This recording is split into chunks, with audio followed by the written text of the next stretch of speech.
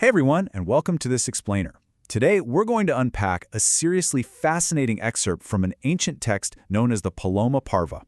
We're going to take what might initially seem like this dense, unapproachable mythological text and watch how it transforms into a gripping fable about human folly, wrath, and ultimate duty. It's the kind of story that beautifully bridges the gap between ancient spiritual lore and very relatable, everyday human mistakes. I am so excited to guide you through this, so let's get into it. Okay, so let's anchor this ancient story in a feeling I think we can all relate to. Let me ask you, have you ever taken a joke just a little bit too far? We've all been there, right? You plan a harmless practical joke, but suddenly the mood shifts and it goes horribly, horribly wrong. Well, it turns out that even back in ancient times, among these incredibly powerful ascetics, practical jokes could absolutely backfire. Only, back then the consequences were vastly more supernatural and severe than just having to offer an awkward apology. Part 1.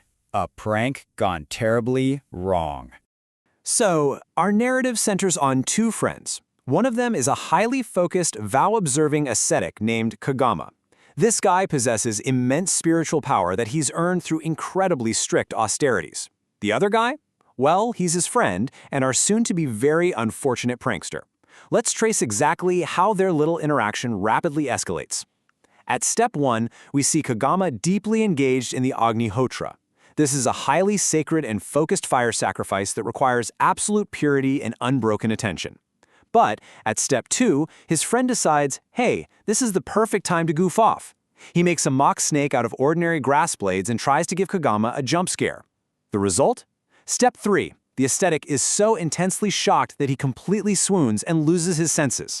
And when we hit step 4, Khagama wakes up, but he is burning with absolute, terrifying wrath. Part 2. The Curse of the Snake. Right, so this is the exact moment where a split second of foolish play crashes headfirst into the terrifying reality of spiritual rage. This is the dramatic peak of the story. Just listen to the severity of this ancient ascetic's power. He says, "Since thou hast made a powerless mock snake to frighten me, thou shalt be turned even into a venomless serpent thyself by my curse."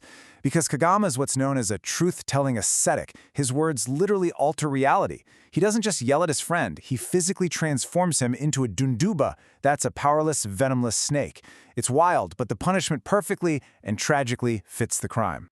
Can you even imagine the sudden horror of the friend? He is literally terrified. With an agitated heart, he immediately drops down, joins his hands in a posture of total submission, and pleads with him, "Friend, I did this by way of a joke, to excite thy laughter. It behoveth thee to forgive me and revoke thy curse."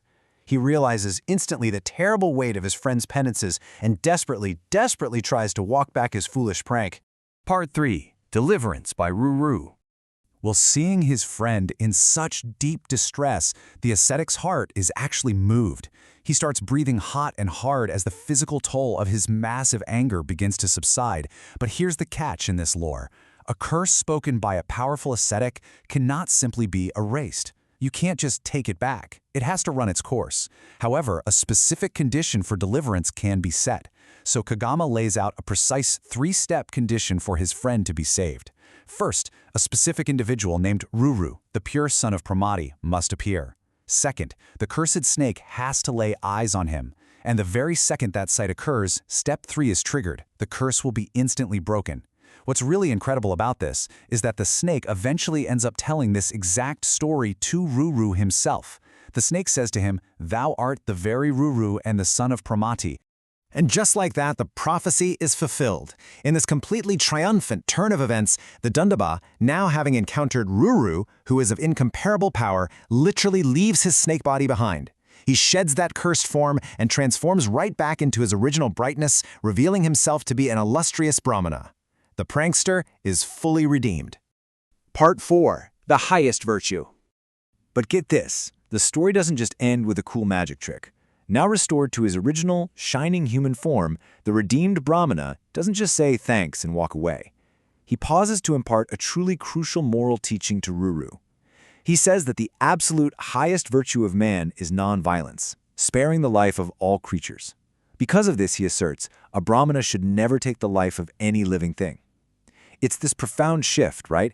We go from a story about an angry curse straight into a lecture on ultimate compassion and restraint. Part 5. Brahmana versus Kshatriya duties. To really drive home why this nonviolence is so paramount, the Brahmana breaks down the strict societal roles laid out in ancient Vedic lore. It's a stark dichotomy. He explains that his own class, the Brahmanas, must remain mild, dedicated completely to nonviolence and Vedic lore. And he contrasts this sharply with the duties of the Kshatriya class. The Kshatriya's duty, he tells Ruru, is not yours.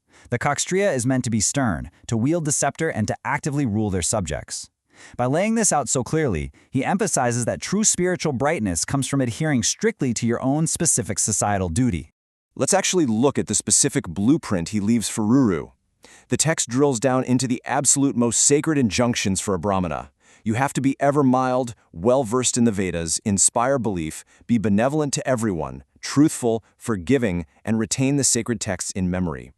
You're basically looking at a complete framework for a life of ultimate benevolence. And honestly, it's super interesting that the requirement to be forgiving directly contrasts with Khagama's initial wrathful curse at the start of our story. It just goes to show how incredibly high the standard is, and how easily even great men can fall short when they're provoked. Part 6. The Coming Snake Sacrifice. Having delivered this profound, life-altering lecture on duty and mercy, the Brahmana finally prepares to depart. But before he goes, he drops one final deeply ominous historical warning, leaving Ruru, and us, frankly, with a really provocative question.